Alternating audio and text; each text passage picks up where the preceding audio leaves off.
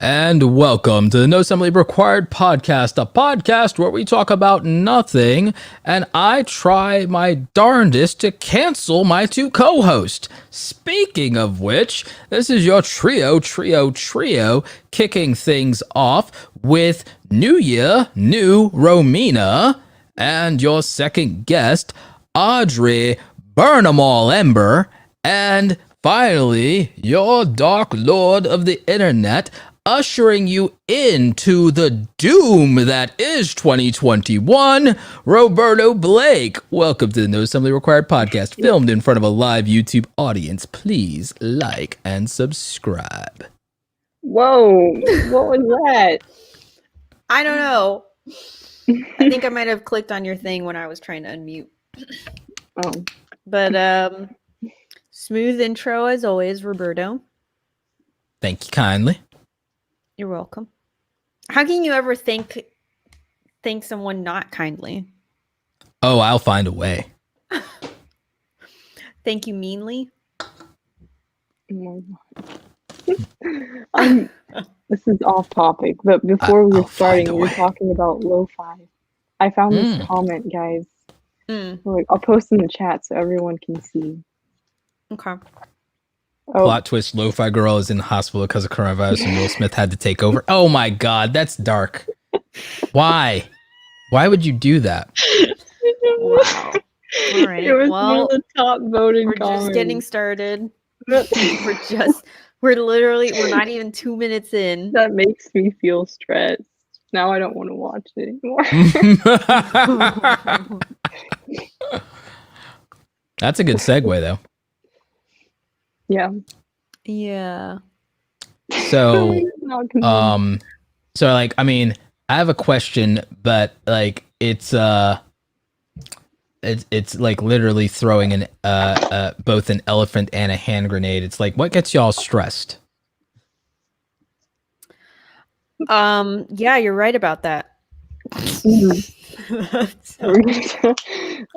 There could be one thing right now that's very stressful. The America season finale, or rather the season premiere. Actually, the America season premiere. The America season premiere just like kicked off, like, and that's hella stressful.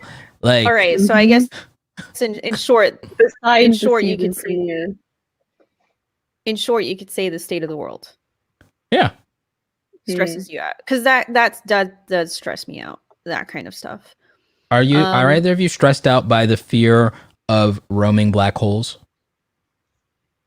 No. Roberto. I don't think we need to add this to our list. You know, I feel like we've already. Are we really? I need to add that to the list.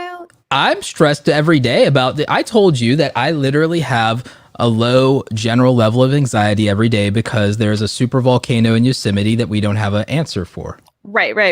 Yeah. No, I told you that I literally every day I think about it. There's not a day that goes by that I don't think about that goddamn super volcano. Super volcano. That kind of sounds fun. Well, no, it doesn't. Like it does not. I'm not stressed about it because I feel like it'll be over anyway if that happens. So there's no point. Oh no, you'll just wish it was.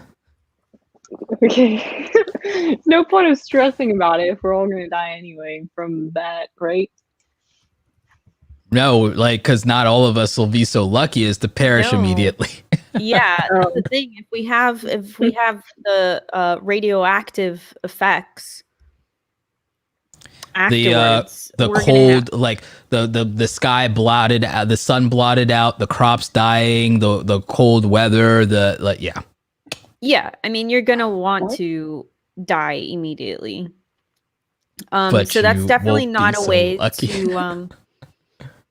Yeah, that's we're talking about managing stress here. Not triggering everyone's anxiety with the existential doom that I live with every day.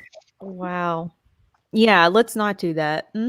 Yeah, I live with the curse of knowledge of the 20 things that could destroy humanity that we haven't bothered to try to come up with answers with yet. Every single day, I get to check off my list in my head of the things that could destroy the human race. Right. Yeah. Yeah. Yeah. I mean, I try to not think about it on a daily basis because otherwise it would stress me out. Because it does. It triggers a threat stress. It's a physical response that I have towards those things. And so I try to not think about them often. Well, you understand why I'm high strung is because you and I both have ADHD, and you know that sometimes it's hard to turn off the racing thoughts. So like I live with a constant general level of anxiety if I'm not busying myself or busying my hands or busying my mind, and you know what that's like. Yeah. I think All right, so since we're kind of talking about this, I think one of the things that helps me is to have other things to stress out about that are positive trivial, stress. Right. That aren't something that is life or death, or that is going to give me some kind of cardiovascular disease. So you guys laugh. But no, I get it. Right? I mean, every time that you stress out about something, you are shortening your life. You are taking years off of your life. And that is a scientific fact. What are you whatting about, Audrey? I didn't know it would take years off your life. Yeah, because you're putting stress on your heart. Why do you think we're seeing more people die in their like 50s and at like age 60 now? Usually either of aneurysms or heart attacks and stuff like that without drug use, by the way. Like, I'm being serious. Like, I mean, I don't doubt it. I guess I just hadn't thought about it. Like, there are people our age having heart attacks already. Yeah. Yeah.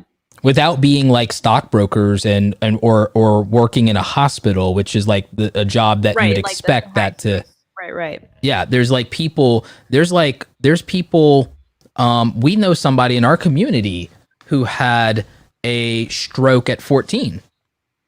You know, Paul Timothy, he's a stroke survivor. He's a teenage stroke survivor. He had a stroke at 13 or 14.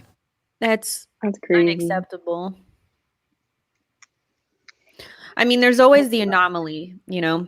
But I think that there was but there's definitely some truth to that, and it's something that I can feel. So I don't get stressed very often when it comes to like everyday stuff. I get stressed. My stress leads to anxiety. And so I typically manifest it through some kind of anxious, some kind of episode where it's hard to breathe, or some part of my body physically hurts. Yeah. And so that's what happens to me. And so I know, I don't need science or a test. I don't need experiments to tell me. I know that it's bad for me to feel those things. Yeah. Because it feels bad. I can literally feel the minutes of my life decreasing anytime that something like that happens. Yeah. And I think that, so what I was getting to before is having something that, I actually saw this this is actually very interesting because, so Visitor Nana is, she's an actress from Deep Space Nine. Mm-hmm. And so that is her real name, Visitor Nana.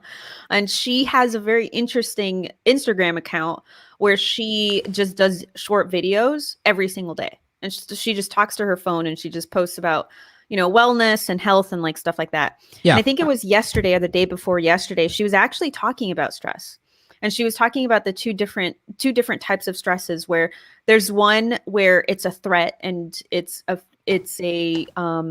that triggers, you know, the flight or fight response of, you know, this is bad. Something bad is happening to me, and it's a physical response that you have to it.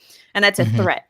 And there's the other type of stress where it turns into a challenge. So like the stress of running a marathon.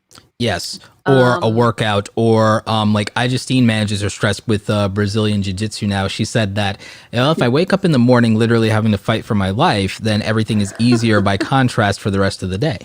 Right.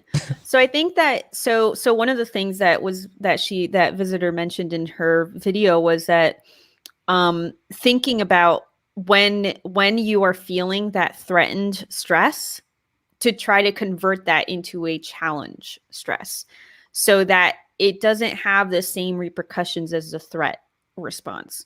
So you actually go into it excited. So as opposed to feeling the negative effects of when you're feeling this threatened sense, when you're stressed, you can feel excited and challenged. So you can actually face it with more courage and confidence.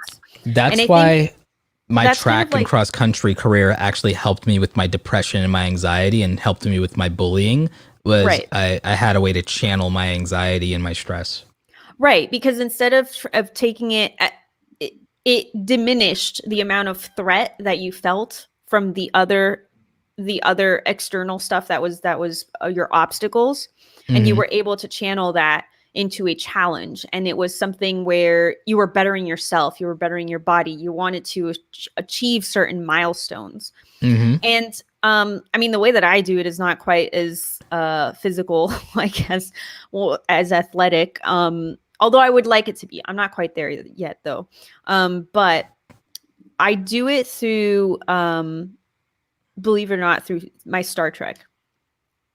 So actually here's the thing. So I mean, I'm just, this is such a Romina answer. Listen, guys. So you guys know that I have my spreadsheet and I have the order in which I want to watch all these things. So it is a task. It's a homework. But because it's something that's not threatening my life, I have something to look forward to, and it's a challenge. So it's a different kind of stress. It's a positive one. It's not one that's making me have a heart attack. What are you going to do when you finish Star Trek? Audrey, are you not aware that Star Trek never finishes? Star Trek will continue for all eternity. They're still making episodes? They're still making Star Treks. Oh. There's literally 2 series came out last year.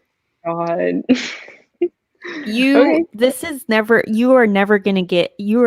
I am going to talk about Star Trek for the rest of my life. You're going to have grandchildren. Oh, and when I come over for dinner one night, I'm going to be talking about it. Your grandchildren are going to be teething. Okay. And I'm going to be talking about it. We'll see if they're still making episodes by then. I've literally, this is kind of like being a monk. I've decided this is the journey that I'm going on in my life, and that's it.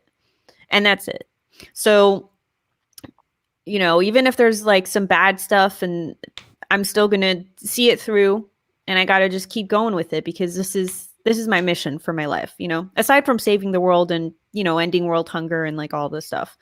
It's watching all of Star Trek. It's right up there. It's right up there with ending, poverty and whatnot. It's important. But again, so this is kind of like, I mean, that's kind of an interesting way of, I guess, pivoting how I react to stress and how the stress affects me. Right. So just kind of pivoting what that does to me. But I don't know. I mean, Audrey, do you have anything that you do like for managing your stress? What does stress you out? Because I don't know if you answered that. Lots of things.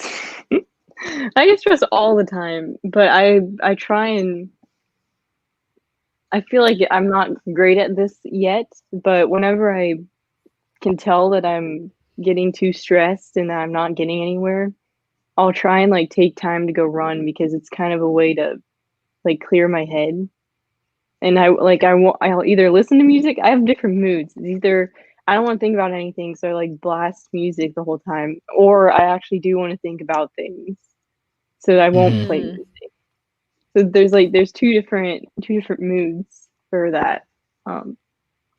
And yeah, that's the best way I can deal with it. So let me ask you this. What, just so that we're kind of more specific, what does stress mean to you? Like how would you define being stressed?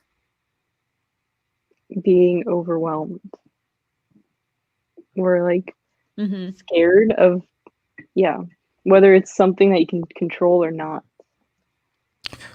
I describe it like you're not in control.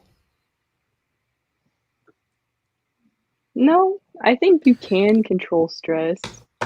I feel out of control. Like when I feel stressed, I'm feeling tension and I'm feeling fear in some capacity, and a sense of either dread or anxiety, and like you said, maybe some kind of fear or pressure or threat. Like it's because the thing is, why would I feel negative if like I wasn't necessarily feeling either that I'm in pain or that I will be in pain? And even being overwhelmed is like, what does the word overwhelm mean? It means that there's something that I'm forced to confront that I don't feel prepared or equipped to deal with, or that I'd rather not deal with. I'm being made uncomfortable and I don't feel like I have a way out of this discomfort. So it's a loss of control, a loss of agency, a loss of control of the environment, myself physically, or the external world or the circumstance, or there's something that I have to confront that I can't or don't want to, or would or that in confronting it, I'm experiencing pain.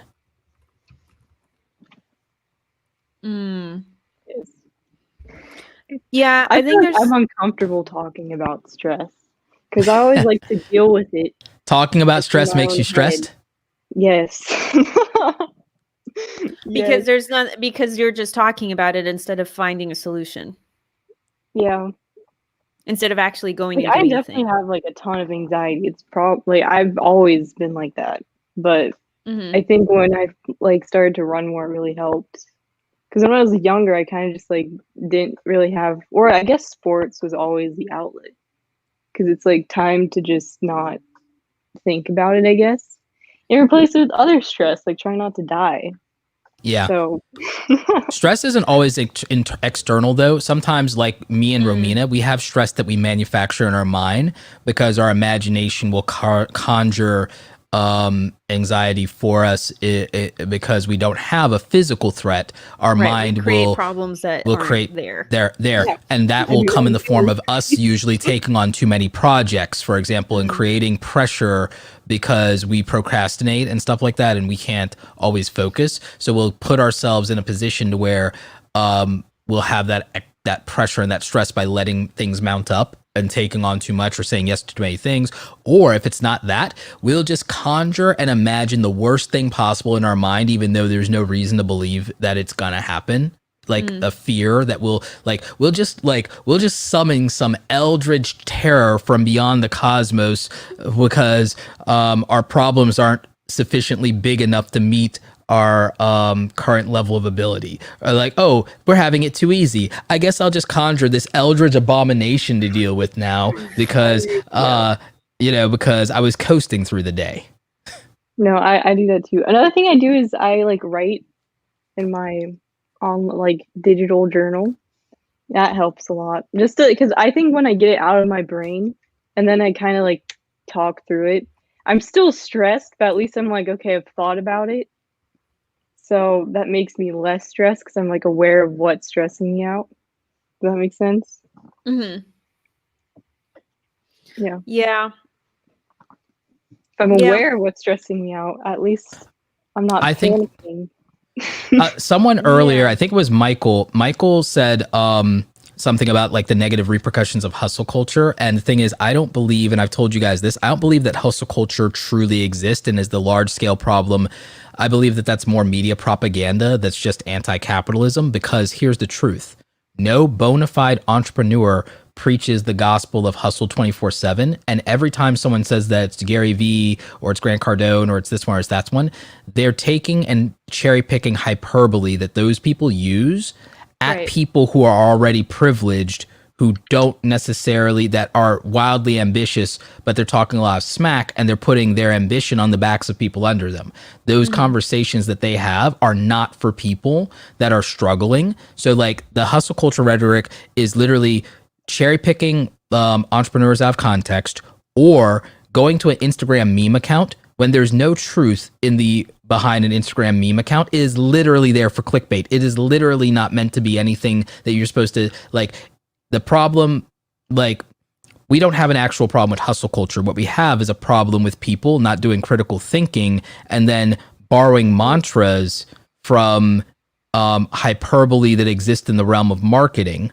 And the thing is, if they weren't borrowing hyperbole from the realm of marketing in that, then they'd listen to some religious cult leader, or they'd listen to some dark lyrics and then do something really stupid because they listened to too much insane clown posse. If it wasn't this thing that we're demonizing because some people don't have any self-control and vetting capability and can be easily seduced, then if it wasn't quote unquote hustle culture, which isn't real, it would be they joined some religious cult or some radical extremist group, or they got really into the goth thing, or they became obsessed with YouTube, or they became obsessed and fixated on a band and traveled the entire country stalking them. I mean, there's just always been people that have an unhealthy fixation with something.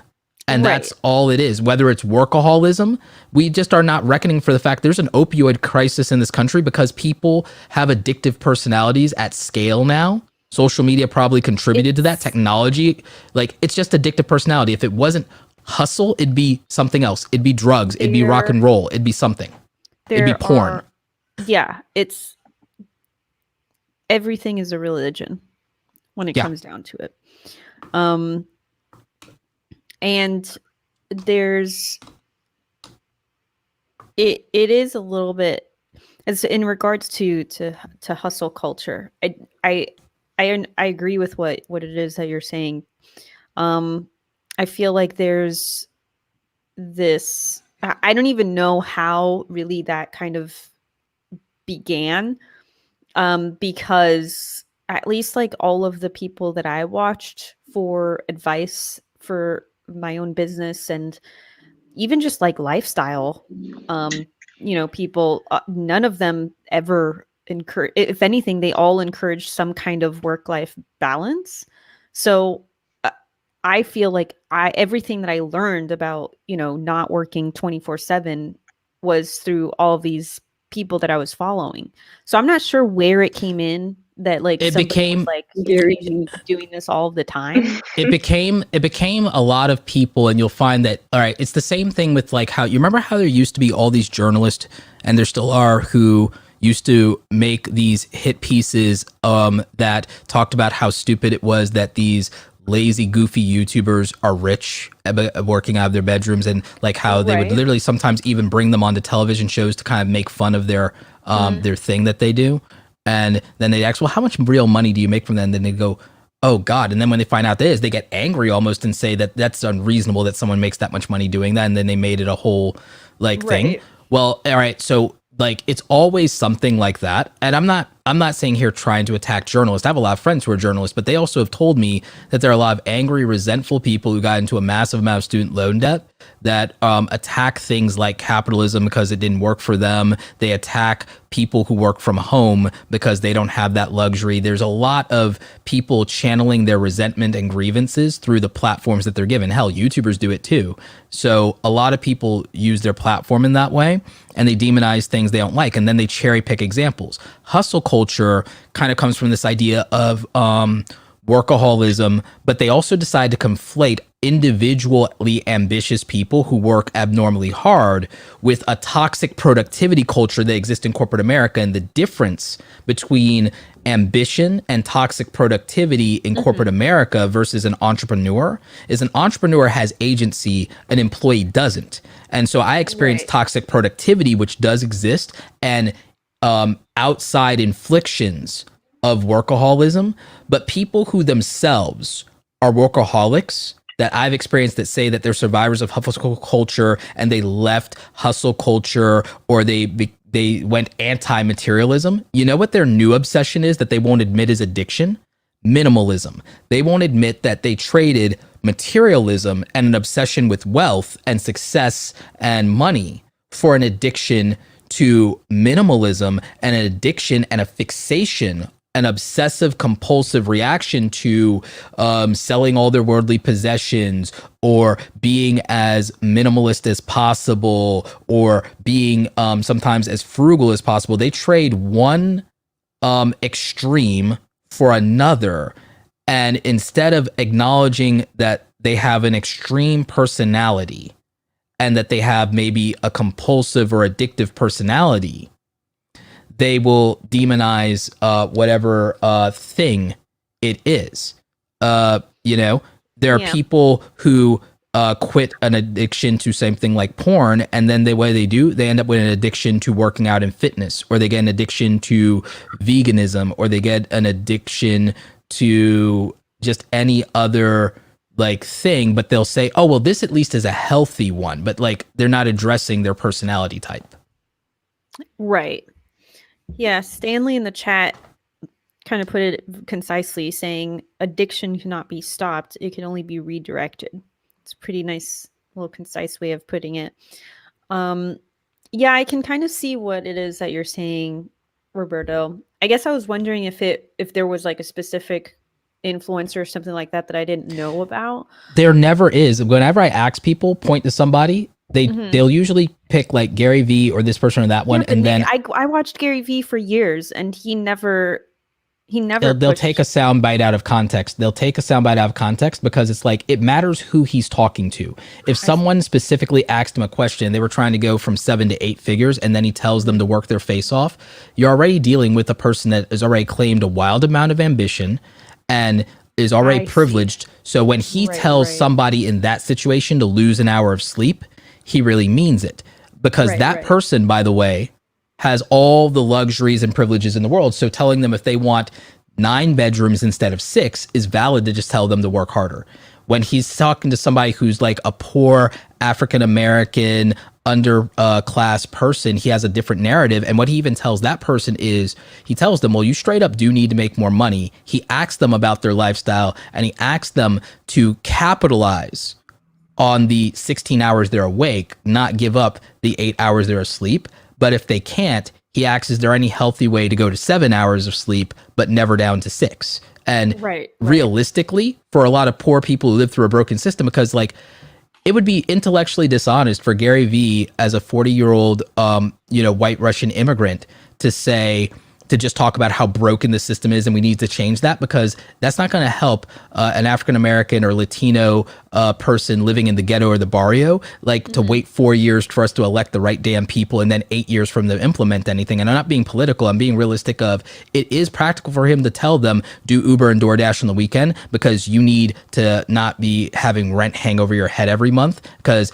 there's nothing that nobody can do in the next 30 days to fix people's circumstances in a broken system. So it's fair for him to tell people, you might have to do some unreasonable, hard choices and make some real sacrifices now and have a season of hustle and avoid a lifetime of hardship that you're already set up for and that you've already lived through. You get what I'm saying? Like, people just, I know that this episode was not the defense of Gary Vee, but it's like, it freaks and stresses me out that people can so wildly ignore context and don't have an actual meaningful, helpful answer in a 30, 60, 90-day window for somebody's life, have how to deal with the real problems that cause them stress and anxiety, and would rather throw a truism that is also an abstraction to them, like, oh, well, you're the victim of a broken system.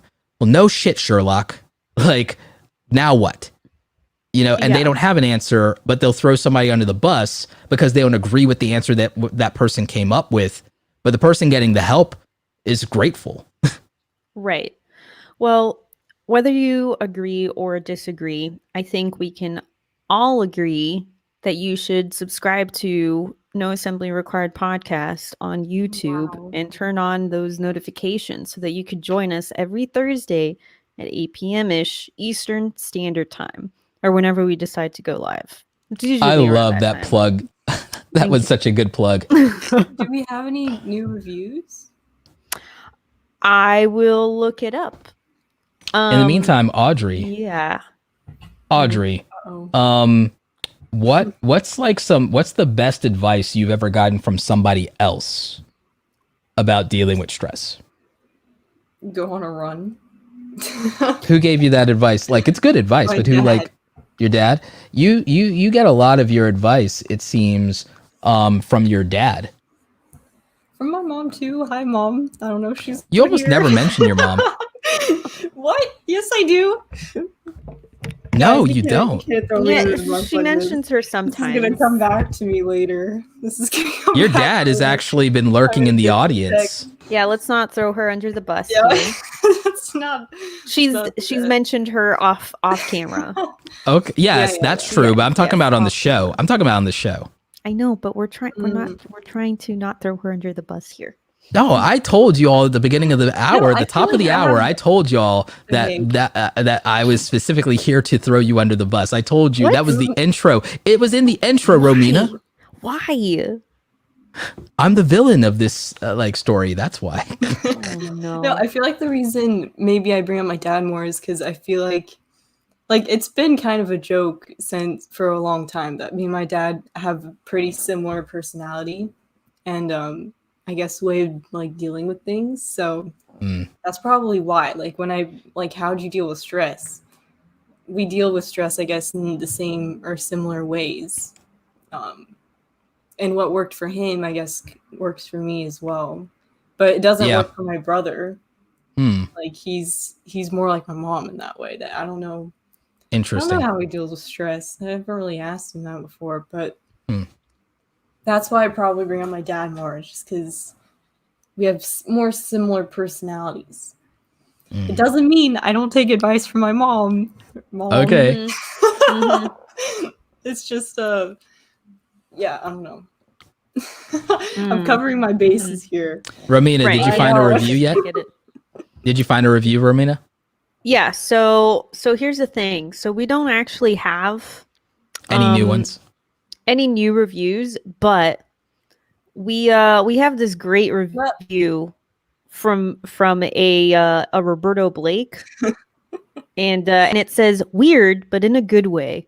So the host and the topics go all over the place, but I like it because it's like me and my friends and work.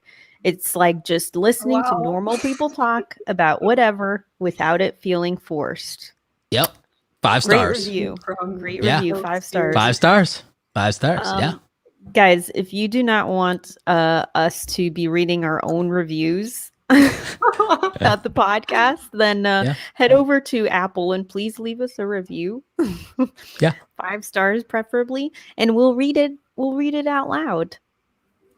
Indeed. Oh yeah, since last time Roberto hit 500K. Oh, I hit it actually that night. He was like about to, yeah. I hit it that same night. Has it added more stress to your life? No, actually the opposite. Stress. No, it's actually the opposite because in a way, it was what I once assumed to be the maximum potential, like, absurd stretch goal of what I could ever achieve on YouTube. And so in a weird way, not unlike, it's kind of like, I have not aggressively, and you guys know this, and I've told the story, and you guys have known me since then. It's like, when I hit 100,000 subscribers, I didn't immediately go, oh, great, when's a million? I was like, no, whatever, I don't care. Like, because at that time, to be honest, most of what I like thought you would need 1 million subscribers to achieve, I figured out how to do at 100,000 anyway, in terms of what people think it means for their YouTube career. And I've since achieved basically almost anything that 1 million subscribers would do for you in my career without needing the subscribers, because there are so many other ways. And it's more about like what you do, what you represent, and you don't need subscribers to reach the upper, like, I mean, look at Viper. Viper has collabed with and interviewed more big YouTubers than I ever have, and he doesn't even have 10,000 subscribers yet. So it's like, it has nothing to do with it. You can achieve anything without necessarily having to go the same conventional path that everyone else used to achieve it. And some of that is also if you're good enough. So for me, 500K was my big stretch goal to begin with.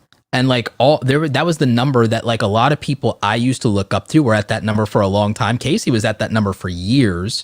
Andre from Black Nerd Comedy, like there are so many people that I was like, oh wow, that's what like, you know, the upper limit would look like. And the thing is, I don't make entertainment content. There were only so many channels in anything creative education that ever even got to 500,000. People I looked up to, like Jared Polin, like he only just got to 1 million. He's made like 3,000 videos. So when I look at like that, 500K actually did the opposite for me. It's a relief because being able to say 500,000 is such an absurd number and such an absurd milestone that everything well beyond that. I mean, 100,000 was that, but now a lot more people are reaching that.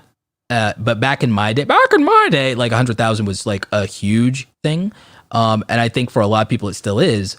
But now there's so many creators with 1 million that people like think 1 million are bust. But like I don't care, because now I feel actually a lot more freedom, because the only thing to work toward, in my opinion, is that everything would be a consequence of how well I serve enough people.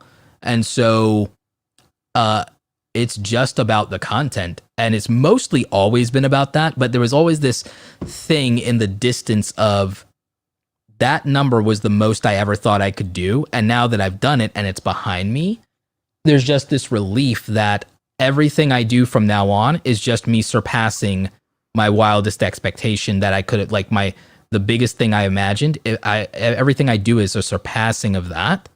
There's a relief there, because it's like, I did everything I set out to do. Now what?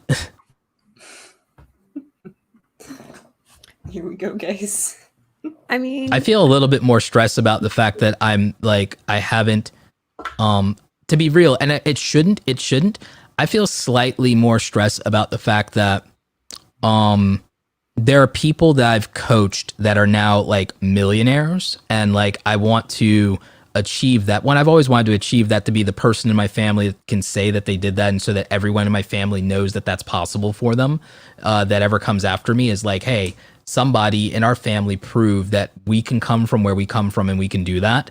And I think it's meaningful. I also think it's meaningful just for more people to have an example like that, especially like, and not just people of color, all that's super important to me, but just people who were like, they spent their whole life being bullied as kids, to know that like one day, even if you're bullied as a kid, if you work really hard and, you know, do things that are meaningful, that those people who bullied you one day are going to have to look and realize that you became like the 1%. You did something 99% of people couldn't do, and they have no choice but to respect what you did after bullying you all that time. So like I want people to know that, and to like maybe strive for that. It's not a way to define your self-worth, but it is something that can put you by chasing a goal, just like if you were working out. It will put you in a positive place that will do things to add to your confidence and your self-esteem. And it still could actually also benefit a lot of people along the way. So like I'm more interested in adding myself to the list of millionaires, especially the Black and Latino Millionaires Club. I'm more interested in that than the narrative of like 1 million subscribers. I also think it's easier to get 1 million subscribers if you can say you're a millionaire anyway. So Right. If I have the choice between $1 million and 1 million subs, everyone seems to almost exclusively 90% of people. I ran a poll and like 90% of people would rather have 1 million subscribers than $1 million. And they're convinced that if they have 1 million subscribers, they're convinced that they have 1 million subscribers, the $1 million will come. And I believe the opposite. Like, I believe with $1 million, you can do anything else. Like so. You need the money. I would rather use the money as a tool, because for them, the reason the reason in their mind they're making $1 million and 1 million subscribers, they're making both of those things as a goal. And the irony is, I would only see both of those things as a tool and not a goal. Right. Yeah, I agree. I'm on the same page with that. And I think one of the things that you kind of talked about too was like, you reached a goal and I think you said something like, now what? And I was kind of thinking like, when you think about the people who peak in their career very early on, I think one of the Elle Mills, yeah. She got really depressed. Right, because it happened really quickly. Which everyone thinks they want. Right. It's something that is, it's not all horrible, obviously, but it's also, I think people don't realize the gravity of the amount of stuff that will suddenly just be there, from one day to the next. And it's a lot to process, but it's also more of an internal thing of like, well, if you set out to do all of this hard work and like to accomplish this goal, and then it's just given to you, not handed to you, but it's just given to you so quickly. If it's like, if you thought this was impossible and then you actually committed and tried, and then you realized, oh my God, I've been setting the bar too low my entire life. You have an existential crisis. Right. Then it's like, well, okay, now what? That's there's a level of moment, right? It's a scary thing to realize that your ambition was that lacking, or that your talent and potential is that big and you actually would have to deliver on it. Because if it's like, it's not that the idea that, it was so easy. Yeah, it's kind of like you have to get something even more challenging, something even bigger. If you said, I want to achieve this in 5 years or 10 years, or, that'd be dope if I do it, and then you do it in 1 or 2, you now have to also reconcile, my God, my entire life, I had no idea what my potential is. And then that's a terrifying thought, to realize that your whole life, you thought that reaching that thing would be the apex of your ability, and that it would take everything you have. To realize that you did it in your fucking practice attempt would be devastating. And I've lived it, by the way, all right? I'm describing myself. It's devastating to realize, you mean this entire time, that's what I could do and it wouldn't have killed me, and I could have been here all this time, and what else can I do? And like, oh God, I have to live up to that? I only imagined this being great. I only imagined ever being, all I ever dreamed about, everything I ever thought about was this. And oh my God, I did it, and I'm not even 25 yet. Where do I go from here?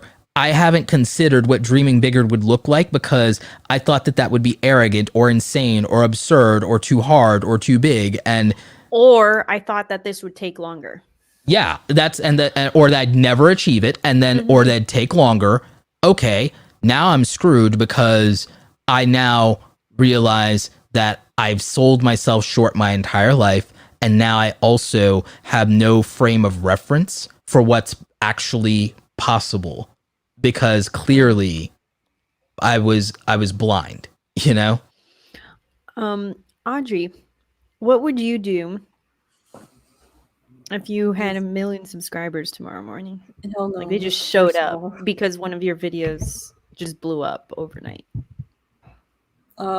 What would be your next step?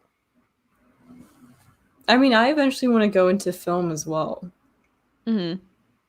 So I would probably have more time to be able to make short films and stuff. I would probably do like a what are those called?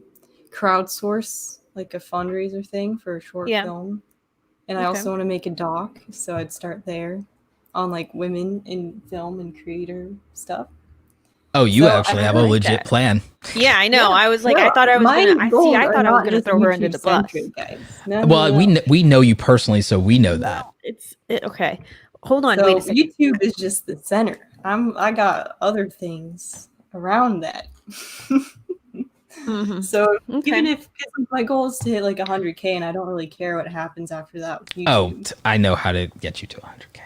Literally just so that I can do something that I enjoy, but then also branch out into like short films and like and do something bigger. Yeah. No, I think it's great. I think it's great that you have your. It's been good to talk to you guys about this though, because I feel like even talking to my friends who are like I was in school with and stuff, I find that nobody really knows. Like a lot of my friends are about to graduate. They don't know what they want out of life. Don't know.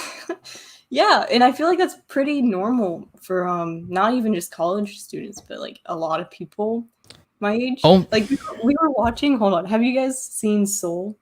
Yes. No. Yes. It's really good, and I think it hit home with like all of us. Is it actually good, or is it just like no? It's actually good. No, it's legit. Oh, it's good. Legit. Like we needed this as cathartic. It to another Pixar film. People are talking about Inside Out. I haven't seen that one. Okay, so yeah, all I saw Inside Out. It wasn't okay. If I'm gonna compare it to another Pixar film, it wasn't bad, but Inside Out didn't hit me. You know what I'm saying? Like it didn't get to me. That one, so I don't know. No, I won't compare it to another Pixar film. I will compare the entire film to a moment in a Disney film. I will compare it to the moment in Lilo and Stitch when Stitch says, you know, Ohana means family. Family means no one gets left behind. Like the entire movie is that feeling. No. Yeah. Yes. I mean, you should watch it. It was like all of my roommates were all like 21 to 23. We were all like mind blown / borderline about to cry. And, I'm about to cry just after saying that damn Stitch line. Some of these, like, no audience. I have not seen Soul yet. Don't. You have to. I'm not spoiling it. That's why I'm being. We're being vague. Okay. We're being vague, but I told you straight up the entire. Audrey, was I exaggerating when I said the entire movie is that feeling? It's true. Like it feels like it's going to be cheesy, but I think that's my thing. The like, line between cheese and tolerable is very thin. Give it a shot. You know, you have to sit through the whole thing, and I am the epitome of hating cheesy movies. Okay. I can't stand them when they're cheesy. I thought this one was going to be cheesy. Okay. I normally don't even really like watching like, you know, animated. I had to be coerced into watching this film, and then I was like, oh, thank God. Yeah, exactly. Okay. This is what I needed all of 2020, and I did not know before I beheld it. Well, I'll trust you guys. We can talk about it next time if you watch it. Everyone in the chat, watch it because otherwise there's gonna be spoilers. Wow, Audrey just giving people orders, and she's got a whole. She's got you guys have been telling me to watch movies. This is a rare occasion. Okay, we're flipping it. It's your turn. Yeah. Oh my God, this is like a rare. This is a momentous occasion. This is great. How the turntables right now. How the turntables have turned. All right. Yes. No, I will watch it for the culture. How did we get talking about Soul? We were talking about the concept of purpose and knowing your direction in life. Yeah. So, okay. So let me take it back for a second. Did you watch any of that show that I told you about, the women? What was it called again? I forgot what it's called. I showed you that on Netflix. There's a show. I haven't watched it. You just adding it to my. There's a series on Netflix that showcases women filmmakers and their films throughout all of film history. So I myself haven't watched it. I just happened to see that it was on Netflix, and so I sent it to Audrey. I added it to my list, but I haven't gotten around to it because, you know, I'm busy watching other stuff, and now I have to watch Soul. So thanks a lot, guys. But it looked pretty interesting.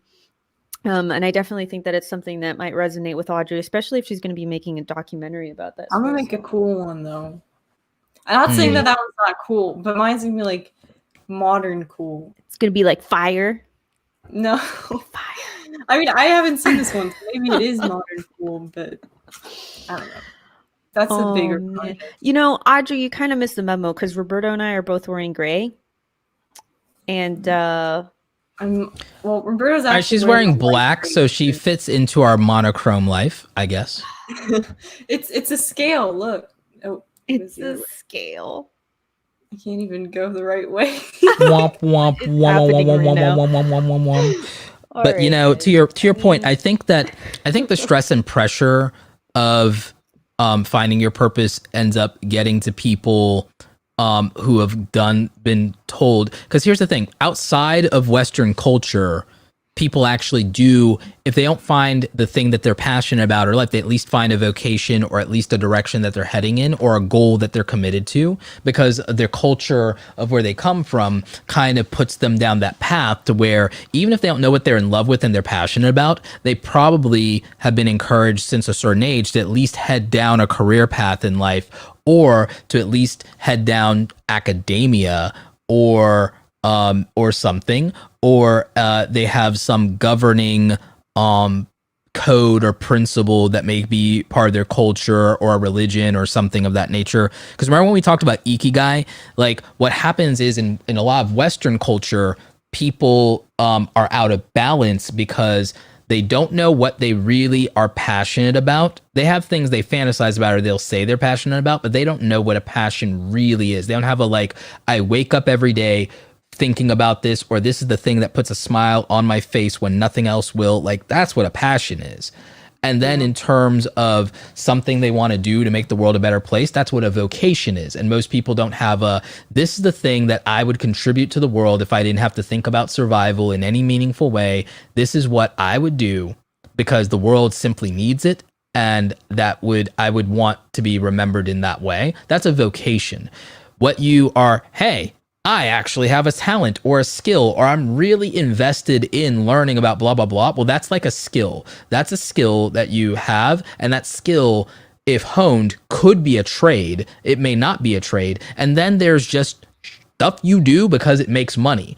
And what happens is people don't cultivate any skills and then are shocked that they can't make real money because they have no unique skills that set them apart from anybody else. So they're completely disposable, and they resent that fact when they're the one who didn't do anything about it. Well, it was everybody's responsibility to make sure you were skilled or have a trade. I mean, to some extent, here's my thing. I'm annoyed as a taxpayer that my money is wasted putting people through 13 years of school for them to not have a trade or know how to balance a checkbook or know personal finance.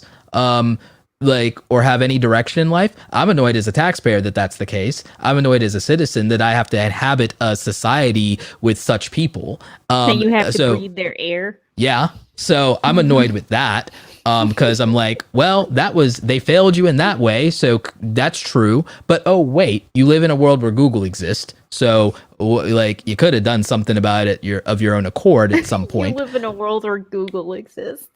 Facts. I grew up in a world where it didn't. So like no excuses in my eyes. That's true. That's very true. I had to deal with the Encyclopedia Britannica. What? And the card catalog. Encarta. Encarta was where it's at, man. Like and Excite and Yahoo and GeoCities. That castle game in Encarta was... And Oregon Trail. Was one of the best games. Was one of the best educational games I ever played. And sometimes, Mavis Beaking teaches typing. Mavis Beaking teaches typing. I can still type 90 words a minute. Man, Mavis Beaking, that game was great. I remember there was one that was specifically for, it had like a windshield. Mm-hmm. And then like there were bugs that were hitting it, like every time you messed up. Yep. And if you messed up too much, then there was like a bunch of bugs. It was actually very graphic now that I think about it. But yeah, it was for learning how to type. Oh, we did a different one. There's like an octopus. Interesting. Listen, get out of here with your octopus. But so for me, like the fact that, all right, so skills. Now, in terms of people finding what they're passionate about. Wait, I was going to, okay, all right, wait, hold on. Because I had a question that I wanted to ask you guys. Because you were talking about passion and vocation. And I wanted to ask you what your opinion is. What do you think ignites passion? I think you have to have experiences. I mean, you'll watch the movie and that'll make sense to you. But like, the thing is, people. Soul again? Well, here's the thing. People. All right, to quote Gary Vee, people don't taste enough things. They don't know what they like. They don't even know what they like because they don't taste enough things. And a lot of times, the things that they claim they like, they don't like them. They're living borrowed ideals, borrowed ideologies, borrowed values, borrowed taste from their friends, their family, or their culture with no sense of individuality. And then we complain that everybody is sheep while we shepherd them into doing things that make us comfortable at their own expense. We literally think about it. We literally tell kids, do this, do that, and do this, do that, so we can get merit badges as parents or siblings or as the culture and say, do this, do that because you represent the culture. Do this, do that because you represent the family. Do this, do that because that's what we do as this religion or this thing or that thing.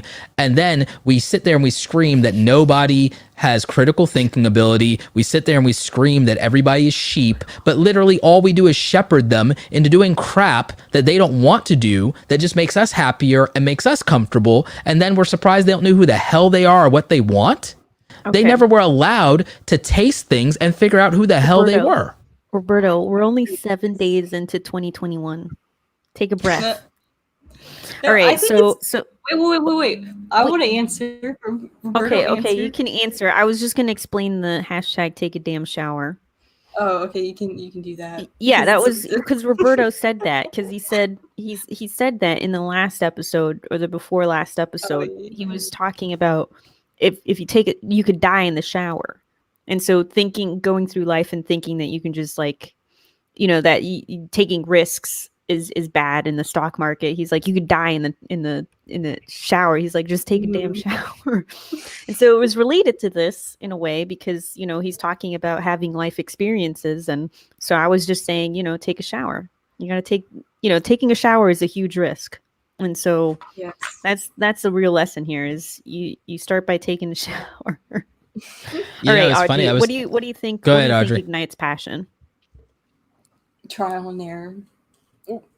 No, okay. Let me explain. So I feel like I'm lucky that I figured it out pretty early. I remember though in high school, when they were first starting to talk about college and being so stressed because I had no idea what I wanted to do. So I remember that feeling of like, oh God, like what am I passionate about? Am I passionate about anything? And it's scary. And some of my friends are like, I know some of my friends, most of them I feel like I've kind of figured it out now, but there's still some of them who pretty recently were very stressed and like low-key like sad about the fact that they didn't really know what they were passionate about. And I was talking to my brother, who's like a freshman right now, and I could tell that it was getting to him too, because he kind of knows, but he doesn't really know. He just has an inclination that he's following right now. At least he has an interest. That interest could lead him down the path potentially to exposure to things he could find that would be. See, that's the thing. People don't find what they're passionate about because they're not explorers, and there's no incentive culturally for taking risk and exploring, because we criticize and we judge failure publicly in an unreasonable and a harsh way, which means there's no incentive to risk failure because of a culture that makes fun of people at their expense and kicks people when they're down. So like we have a problem with poor citizenship that discourages people, and it's not about pandering or being politically correct. It's that we're not allowing people to explore their full potential because we're making the emotional consequences and shame for that. And again, the same people who cry about how bad like PC culture SJWs are, this or that and everything like that, and online bullying, get a thick skin or whatever, are the same people who hate cancel culture, which is nothing more than the living death of public shaming and public embarrassment and public criticism and ridicule. So how can you say suck it up and that teasing and bullying isn't anything or doesn't matter, or that offending people or politically correctness, you can be against all of that. You can say that all of that is nonsense and people should suck it up. But then at the same time, you're talking about the same thing, because the opposite side of that coin that they hate is cancel culture. And I'm against both of these things for exactly the same reason, is because cancel culture is just the torture and living death of public shaming and public embarrassment. And it's just it's both things. Like, so bullying is like malicious and usually is one thing, and then the shaming is like scarlet level puritanicalism is another. It's the opposite sides of the same coin. And the problem is that's an unreasonable consequence that would never let anybody take a risk of non-conformity, because what we're talking about in both cases is a punishment for non-conformity, regardless of what form that takes. And that's the problem, because then how do you operate as an individual if all people do is offer negative consequences for it? It's easier to sacrifice your sense of self and be unfulfilled. Yeah. Ashley ASMR in the chat says, exposure plus interest plus positive reinforcement plus values equals passion. And then they added, in my opinion. I think there's definitely some truth to that, where having these experiences will ultimately lead to finding some passion of yours. Do you guys feel like there's a kind of a misunderstanding, or there's some kind of unattainable expectation of what passion is because of seeing other people fulfilling their passions? So in a sense, so with like a passion is just a spark. It's just something that like really like passion is about, because like here's the thing, because I don't think it's about you have to follow your passion or pursue your passion in the way that people think. Like, and we talked about this before about like how you might have a number 1, number 2, number 3, number 4, number 5, number through 10. But like, there are also things you dislike. So like, if you think about it like this, people are like, oh God, I wish I was working for my passion. Well, working for your passion could actually rob you of your passion, because it could introduce stress and anxiety and infect something that was pure and pleasurable with negative emotions and compromises, because now, oh, I like doing that when I was doing it for myself. I don't like doing it now that I have to do it for other people. So that could be an issue. And you're making a compromise on that, and it's a problem because now it's affecting your value system. And it's also maybe not letting you do it to the best of your ability, or you're doing it, but now because you're doing it for money, it has strings. So like, you have to put passion into perspective. People do things for money that they're not passionate about. The problem is when they do things for money that don't give them enough money so that they can go and do things they're passionate about without thinking about that money. The other problem is also sometimes people, because they don't have any skills that are high enough, they can't make the money that frees them up to where they can explore or pursue a passion or have a passion without suffering the consequences of a lack of money. And then there are sometimes you do make good money, and maybe you are doing something you're good at, but you hate it. And maybe you hate it because you don't think it makes the world a better place, or it's not what you think is the best interest of other people. Like maybe you feel like you don't love the company you work for, or you don't like their ethics system. And even though you're good at the thing you do, and you don't dislike the thing you do, you dislike the consequences of what it means for the world. So like, you're out of balance now. Or what if you love what you're doing for the world, you're passionate about it, and you're really good at it, but it's making you suffer because you don't have what you need to survive or survival is hard, or you're constantly fearful of that. So you see, you have to have all things properly balanced. You know, it's like it has to be properly balanced, as all things should be, as Thanos would say. You have to figure yourself out. You have to figure the world out, because like if you don't understand that you have to do something that makes, if you have to decide what life do I want to live and what version of life do I want to live that lets me feel free and excited and happy to wake up in the morning. That's what passion is about. Passion is about feeling excited to confront the day and having a reason to get up in the morning and feel optimistic, to feel positive, to want to continue the pursuit of life. Okay. Now, if you don't feel that and you feel a constant set of dread and pain and worry, you have to wonder, well, what's causing me that?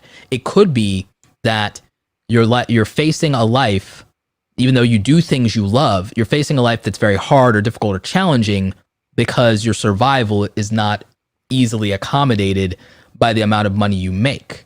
And that could, and usually has less to do with the state of the world and more to do with the state of your skills. Because if you have high income skills that most other people don't have, and you have competitive skills and you're good at something, you probably don't have to worry about money if you have skill. I'm not talking about talent. I'm talking about skill for which a demand exists.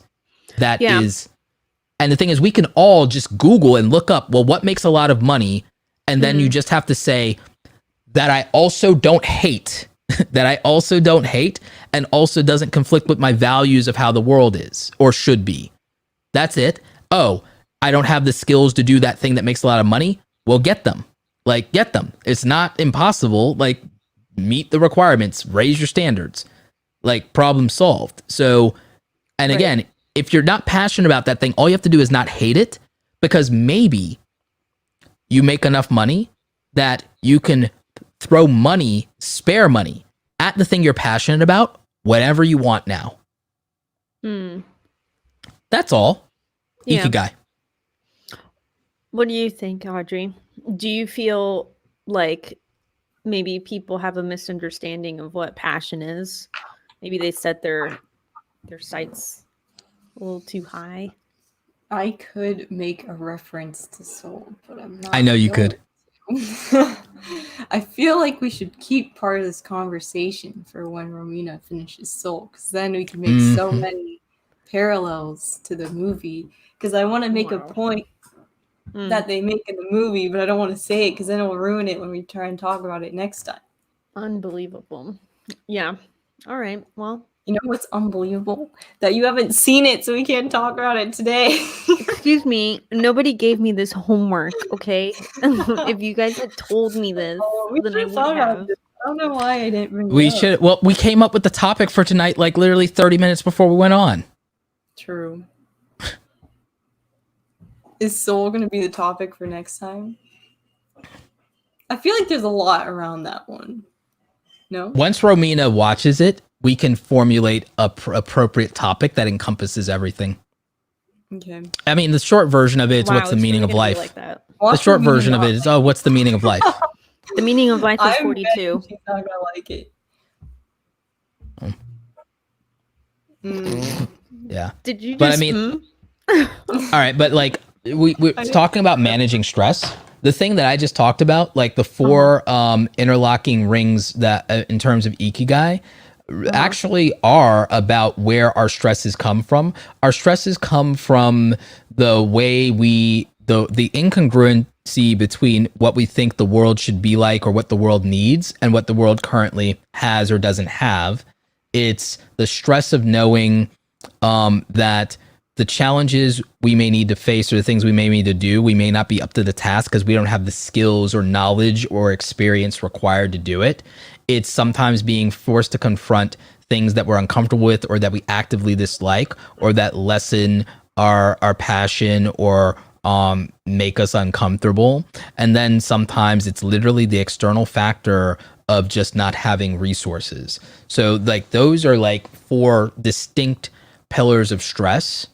And if you know how to solve for each of those things in their own turn, you can address and manage the stress in your life and get it to a healthy place. So I have an interesting question. This is kind of like a little setup here.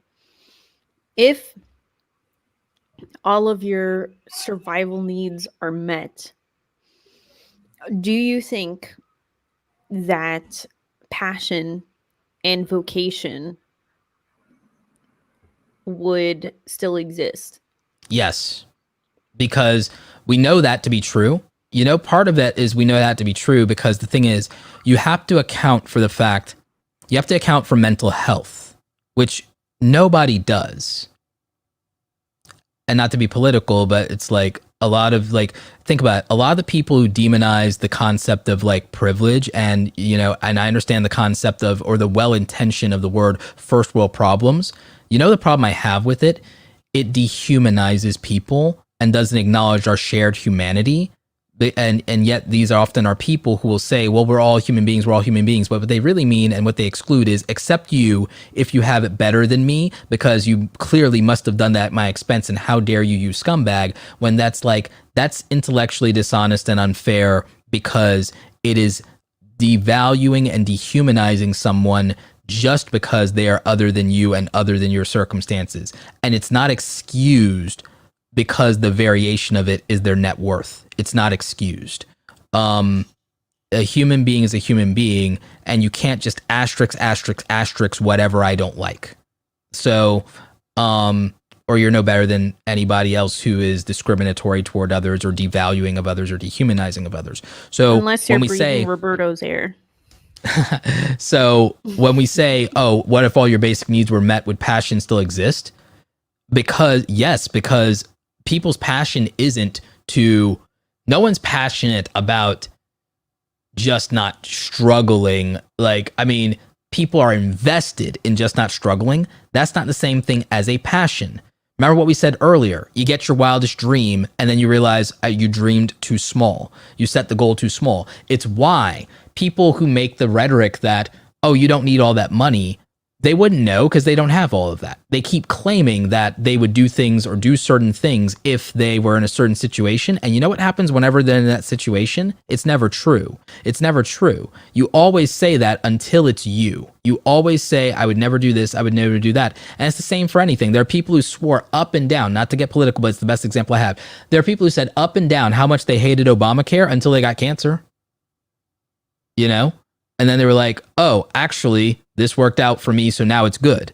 And I just use that as an example. You can use that for anything. Oh, I'm against blah, blah, blah. Oh, and then until it happens to someone I love, and then I'm for it. And that's not political. That's like not left or right. It's just the easiest example I have off the top of my head, because I know someone who personally who that was their whole deal. But we don't account for, as human beings, we will demonize anything that makes us uncomfortable or is disadvantageous to us. And we will glorify anything that we think is in our best interest. But if those things ever are fluid and they ever change, we'll be hypocrites and flip-floppers real damn quick, which is why I always say, yeah, I always say two interesting things. I always say that on a long enough timeline, everyone's a hypocrite. And think about our own parents. Our parents were out there doing their thing and wilding out, and then the minute they pop us out, all of a sudden it's different now. Now all of a sudden you don't want me doing the same wicked and wild things you were doing behind your parents' back. It's your turn now, but you're gonna be a hypocrite. I see how it is. You don't want me to have those same experiences and indiscretions of youth that you had that probably brought us into the world. It's like, I see how it is. It's hypocritical. It's always that. It's always, you demonize this thing, until you get it, and then, you know what? It's not so bad. I didn't know that that's what it was. Or, you know what? It doesn't solve all your problems after all. Or or it's like, there's a lot of people that hate the popular kids until their senior year when they're not like being bullied anymore. And then they became popular all of a sudden. Now, yeah, all those people I used to say were trash are now my homies or whatever. It's, it's always the same thing, right? So on a long enough timeline, everyone's a hypocrite. Here's the good news. A hypocrite is just somebody who's in the process of changing their mind. Ooh. And there's nothing wrong with changing your mind. There's nothing wrong with changing your mind. Being a hypocrite is not the worst thing in the world. I don't believe there's a circle in hell just for hypocrites. I think that's propaganda. I think that more people should explore and try new things and have different experiences that can make them contradict their assumptions. Because the problem is all these ideas that people think they have, they're not their own. They're not based on any lived experience. They're largely borrowed from somebody else. Most people do not have a single original thought in their head. They're borrowing it from somebody else. They're borrowing it from their parents. They're borrowing it from the place they grew up. They're borrowing it from their culture. They're borrowing it from the person they admire most on the internet, or the clique that accepted them and where they fit in. Or from the movie Soul. Or from the movies that they watch. The people, like the movies that they watch. Do you realize how much of my life was influenced by movies and television and pop culture? You realize how much of my identity is owned to the fact that I'm a weeaboo who loved anime and manga? I mean, come on. So there's things that you change your mind on based in experiences. Look, there were things I radically disagreed with until I met people who had a different experience with me, and then I said, oh, there's nothing wrong with you. And all the people that I knew that I grew up with that used to talk shit about people like you were wrong. They were all just assholes. And if they ever got to know you or someone like you, they would know that, oh, they're just people. Oh, people like, so I realized that so many people around me were judgmental hypocrites that never had any experience outside of their cliques or their friends groups that were judging people. And I was like, oh, the reality is wildly different. Alex in the chat said it. He says, normalize changing your mind, which is, I like the sound of that. But just to kind of tie this into the topic of managing stress, I feel like kind of expanding your mind actually helps with de-stressing, because there comes a point when you are more aware of your surroundings and you are your emotional intelligence increases, right? Yes. And it's something that it improves in a way that helps you analyze certain situations that would otherwise be difficult to handle and overwhelming and lead to stress, in a way that you can cope and is not quite as stressful. Well, that's a good point, because remember what I said about mental health is the thing that we're all like taken for granted in the equation. Ashley had a great point that you could pop up. She says lots of wealthy people have their needs met, but still have a need for a passion for personal purpose. Think about it like this. Let's not even talk about people who are quote unquote like wealthy as far as multi-millionaires who are, or people who inherited wealth. Let's look at the FIRE movement. The FIRE movement's a good example. Okay. Mm-hmm. You have a lot of people who put productive stress on themselves to gain financial freedom from the other things in stress, because they're like, I don't want to wait my whole life to have agency. I want to make compromises now to have agency for the majority of my life going forward. So I'm going to develop financial independence and retire early. The FIRE movement, right? The acronym FIRE, financial independence, retire early. Well, a lot of them, they retire early and then they have all this agency, but no direction. They're like, I was working toward a goal. I was working toward financial freedom. I was working toward a dollar amount that would allow me to have all my needs met and live the life of my choosing. Well, now that I've traveled the world for a year, or I did all the things I thought I wanted to do, or now that I decorated the house, now that I paid it off, and now that I've gotten the few material possessions that I thought would be a nice reward for myself. Well, now what do, like I was saying earlier, okay, well, now what? Now you have your whole life ahead of you, and you have all of your accomplishments behind you, and you don't have a direction or a purpose. Your mind, like we talked about earlier with like you and me with like ADHD, it's just going to conjure up all of these negative things because you don't have a physical stress to preoccupy you. Your mind is going to create these feelings to trigger the responses for your survival, because that's how we evolved. We evolved to face threats. And now where there aren't any real ones, the imagined ones will be given more power. Yeah, unless you believe the Stoned Ape Theory. Have you not heard about the Stoned Ape Theory? This sounds like familiar, that like this like walk me our through evolution. Our evolution is actually a result of a primate that got high. And so our evolution actually came from that. So the Stoned Ape Theory is that there was, the primate was just a normal animal, and that the ability to reason came from that, from ingesting some kind of plant or mushroom or who knows what, right? It is an interesting theory. Okay, so I think that it ties to the concept of something in existentialism and metaphysics called the the Akashic record, that like a primate got high, it opened up their cerebral cortex, and then as a result they had access to the Akashic records, the sum of all knowledge in the universe all at once. And then got it, touched it for a minute, lost it, but there's still like a little tether there, and then we're all just kind of, our evolution and growth is cycling through access to the Akashic record at scale. There's a whole I see. So I mean, so people wouldn't imagine that I know about that kind of weird shit, would they? What do you think about all of that, Audrey?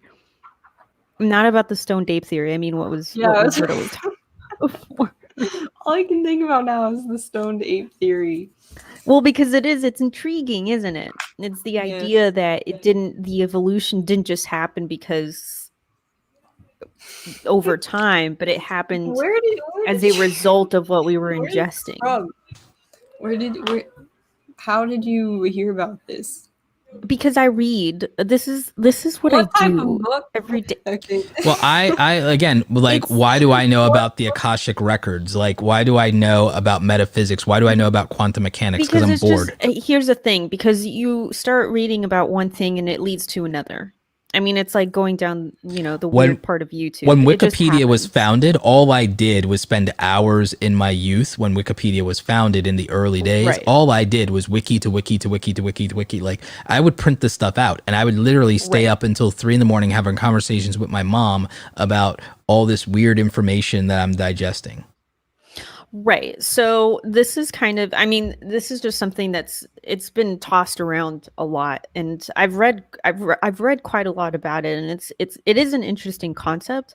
And there's also the idea of like, well, what are the potentials of humanity that we've kind of stifled because of the legalities that we've placed on these certain things, right? Where it's like, if humans actually evolved from a primate that ingested some plant and it opened up their cerebral cortex, can you imagine if we actually continued to ingest said thing? Like, what's the mushrooms you're thinking of? What's the mushrooms? I forgot how to pronounce it. It's there's more than one. What's the ones Joe Rogan talks about? The psychedelic mushrooms he talks about. It's something begins with S, I think. We cannot be promoting this to our. Ray, are we not going to? Oh, that's fair. Okay, all right. That's fair. Let's not go into that. That's fair. But if you guys want to look this up, what is it? Well, I mean, the pending FDA approval, aren't they? But right. Well, I mean, there's a lot that goes into that as well. There's also MDA, and there's like a bunch of other stuff. Yeah. It's not just that. I mean, there's a number of different CBD oil. There's all kinds of Right. And I mean, specifically speaking about that, it's like a totally different, and it's also, I mean, it does tie into the topic because it is something that is currently being legalized for the purpose of being able to manage stress and depression and all sorts of other kind of mental instabilities or emotional instabilities that can stifle many people on a daily basis. And this is Lorenzo's oil. Like, I watched that movie when I was a kid, and it's like it's super fascinating about the fact that unconventional methods are not explored and are chastised for no other reason than the fact that they are not as what has gone before and what has been done before. Our viewers are now going to take humanity to the next level. they're saying that they're going to try stuff now because of us. So we are not endorsing nor not endorsing. I'm literally everybody we do has not condone or condemn, nor do we endorse or not endorse. Yeah. Basically, wait, what are you writing here? We do not condone the use of spicy mushrooms.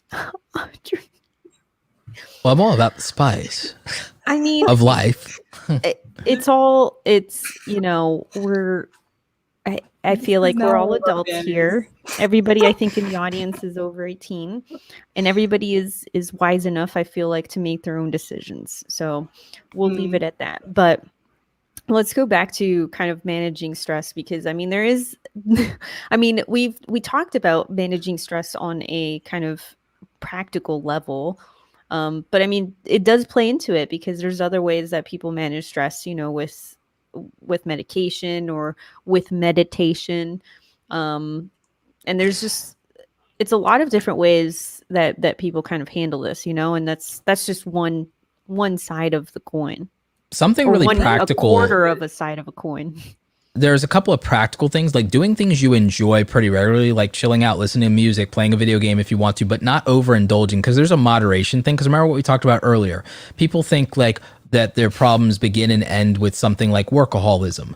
But like, okay, if you didn't have to work for a living, you would have now the stress of not knowing what to do with yourself, because there's a point where you will get bored of playing video games. You'll get bored of whatever it is you think you could do all day forever. You'll get bored, because you're a human being. That's how you were built. And you're not going to be challenged. So like, to the point you were making earlier, like if everyone had all their needs met, like if everybody was like getting all the free stuff in the world, right? Or was getting like $3,000 a month. We're talking about Star Trek. Star Trek. All right, in a futurism, like in a futurist world, and it's not that capitalism doesn't exist, it's just that we have super consumerism, meaning that now consumption of goods is all about pleasure and not survival. Because that's like what the Federation really has, is there's still like consumerism. Yeah, I mean, Picard, it's hyper consumerism, but without has a giant vineyard. Yeah, in France. Exactly. It's hyper consumerism. There's just not a survival mechanic tied to commerce at that point.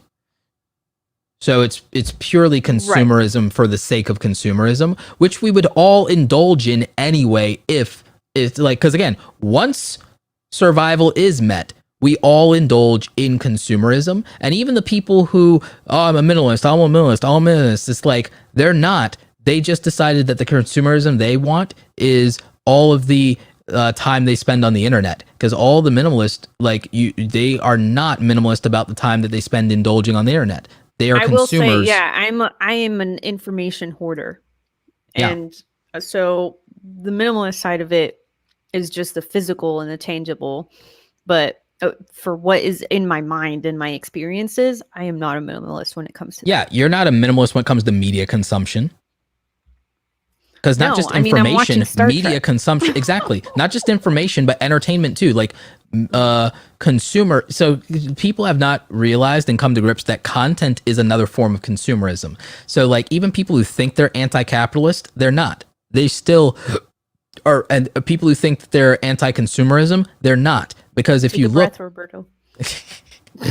like I'm very good at breathing and talking. I'm a public speaker, but like the point that I'm making is people don't realize that there's like this no out, and they make false beliefs about their ascension to some form of superiority in a lot of these things because of a lifestyle choice they made, when their lifestyle choice is just a variation of another different choice that's no better or no worse as a whole, but for the individual that has the experience, and to each their own in that regard.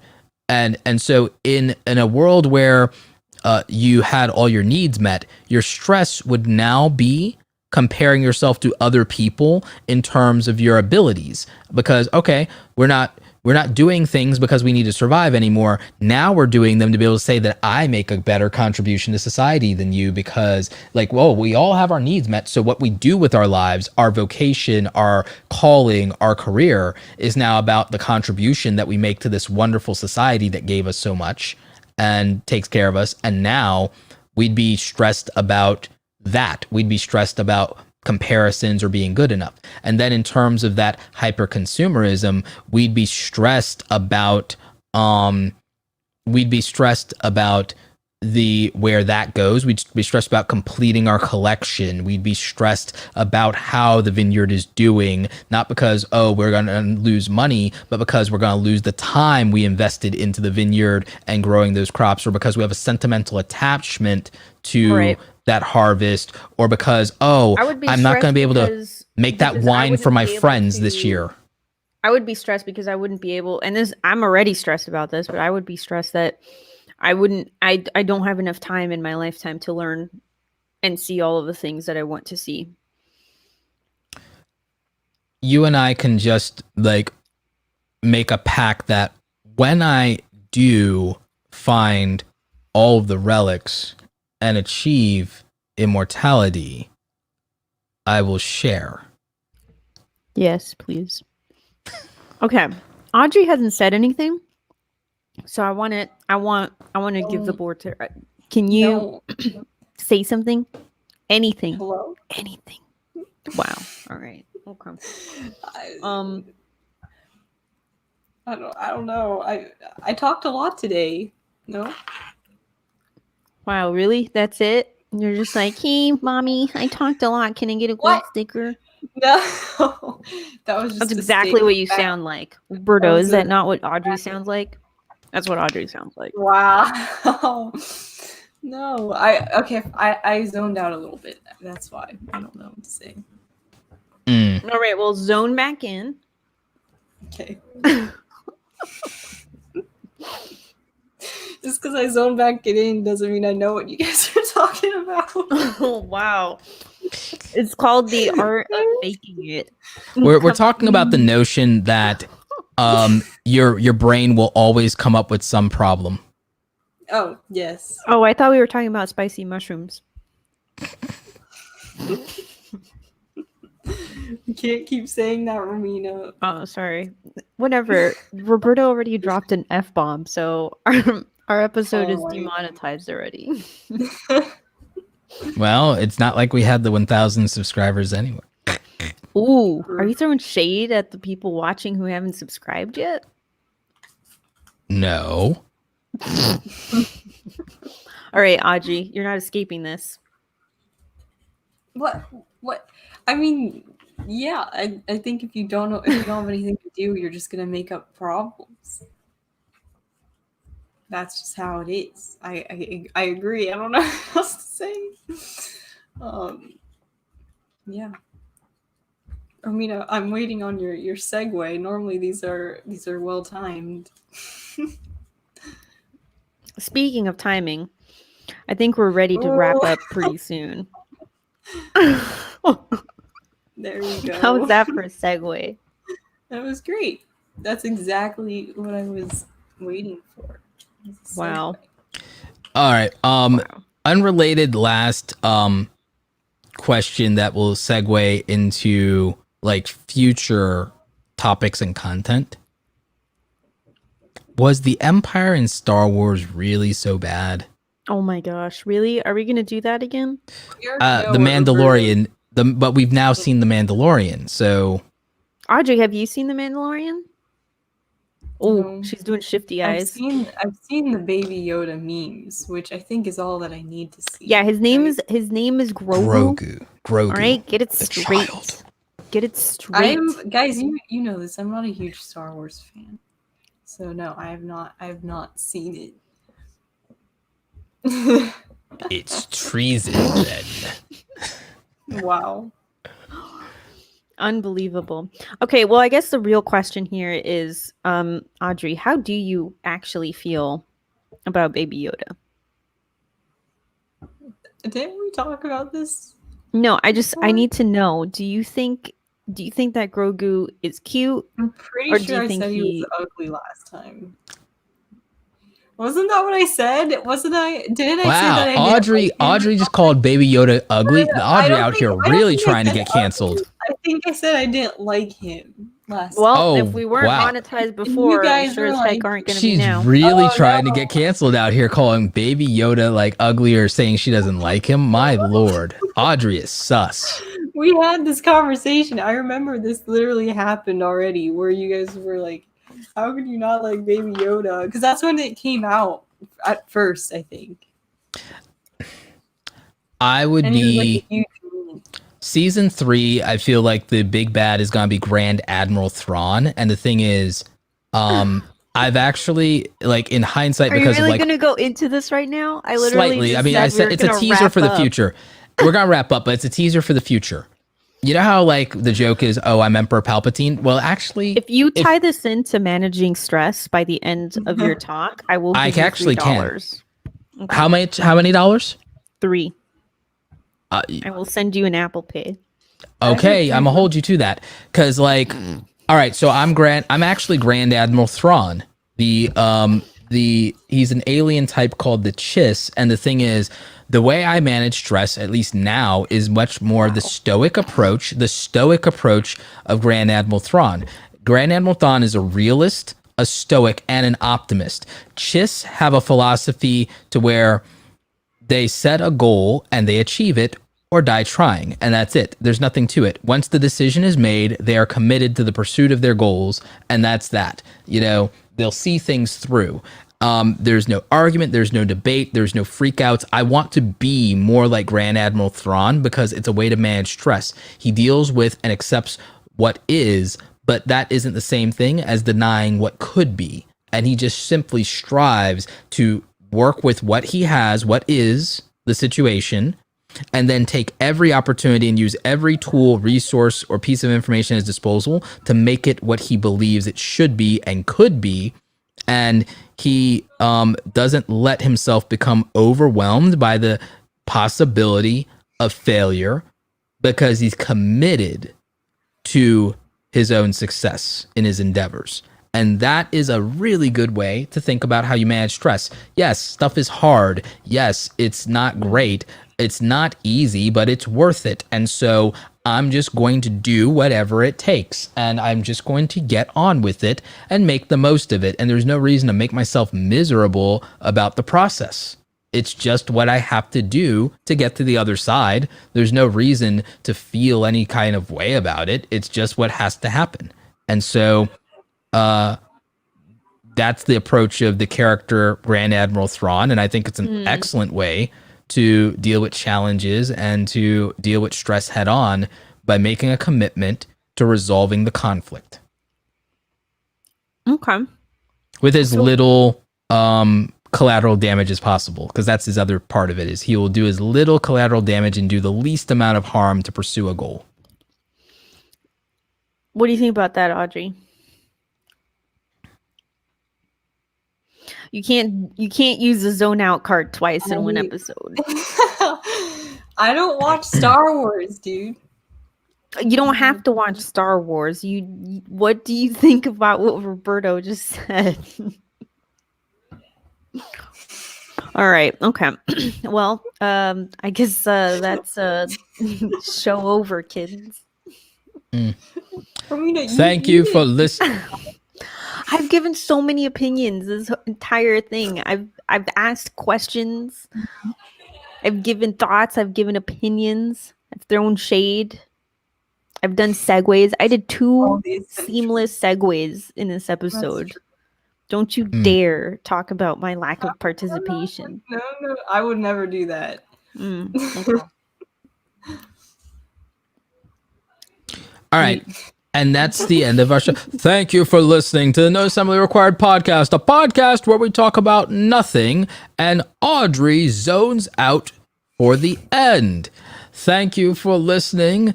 This has been your trio of hosts. Please remember to tune in next Thursday when we will pull some random topic out of our buttholes. And in the meantime, please like, subscribe, and leave us a 5-star rating and review in Apple Podcast or wherever you happen to listen to podcasts. We'll find them somewhere because we're always watching you. Anyway, this has been your trio, starting with Audrey, tell him he's fired, Ember, and, of course, Romina, the sus one, and finally, your dark lord of the internet, who will usher you through the other side of the doom that we call 2021, Roberto Blake. Thank you for listening. Enjoy your evening. Nop.